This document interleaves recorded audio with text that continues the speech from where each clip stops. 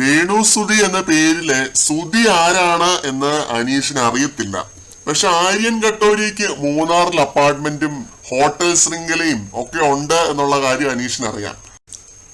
ഇത് ഇത്രയും റിവ്യൂസ് ചെയ്ത് നമ്മൾ പോലും അറിഞ്ഞില്ല എന്നുള്ളതാണ് നിങ്ങളത് ഓർക്കേണ്ടത്. അത്രയധികം റിസർച്ച് ചെയ്തിട്ടാണ് അനീഷ് ആ ഹൗസിനകത്തേക്ക് കയറിയിരിക്കുന്നത്. ഓരോരുത്തരെ പറ്റിയും ഓരോരുത്തരുടെ ബാക്ക്ഗ്രൗണ്ടിനെ പറ്റിയും വ്യക്തമായ ധാരണ അനീഷിനുണ്ട്. അതൊന്നും അറിയില്ല എന്ന് അനീഷ് പുറത്തേക്ക് കാണിക്കുന്ന ഒരു കാര്യമാണ്. അത് വളരെ ഫേക്ക് ആയിട്ടുള്ള ഒരു ഗെയിമാണ് കാണിക്കുന്നത്. പക്ഷെ ഓക്കെ, സംഭവിച്ചു, അത് പുള്ളിയുടെ ഒരു ശൈലി ആയിരിക്കാം.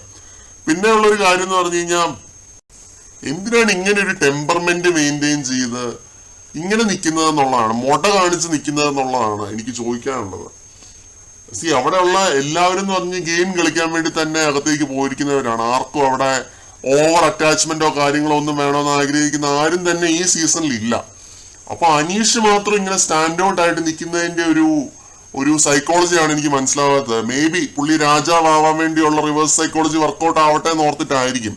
ആ ഒരു നരേറ്റീവ് പുറത്തോട്ട് വിട്ടാൽ മാത്രമേ ജനങ്ങളെ വോട്ട് ചെയ്യൂ, ജനങ്ങളെ സപ്പോർട്ട് ചെയ്യൂ എന്നുള്ളതായിരിക്കാം. ഒറ്റപ്പെടൽ സ്ട്രാറ്റജി എന്ന് പറയുന്ന ഒരു സാധനം ഉണ്ടല്ലോ, അതായിരിക്കും അനീഷ് എടുത്ത് പയറ്റാനായിട്ട് ശ്രമിക്കുന്നത്. പിന്നെ കോമണർ ആയതുകൊണ്ട് തന്നെ ആര്യൻ കട്ടോരി എന്തോ വലിയ പണക്കാരൻ, ആര്യൻ കട്ടോരി എന്തോ പുള്ളിയെ പോലെ അല്ല.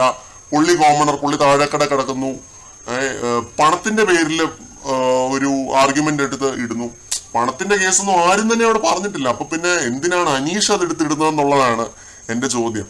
പിന്നെ പൈസ കൊടുത്തിട്ടല്ല ബിഗ് ബോസിനകത്തേക്ക് കയറുന്നത്. ആര്യൻ കട്ടോരി ആയാലും ആരായാലും പൈസ കൊടുത്തിട്ടല്ല ബിഗ് ബോസിനകത്തേക്ക് കയറിയത്. ഇന്റർവ്യൂ കൊടുത്തിട്ടാണ് കയറിയത്. 2-3 റൗണ്ട് ഓഡിഷൻ കഴിഞ്ഞിട്ടാണ് ബിഗ് ബോസിനകത്തേക്ക് കയറിയത്.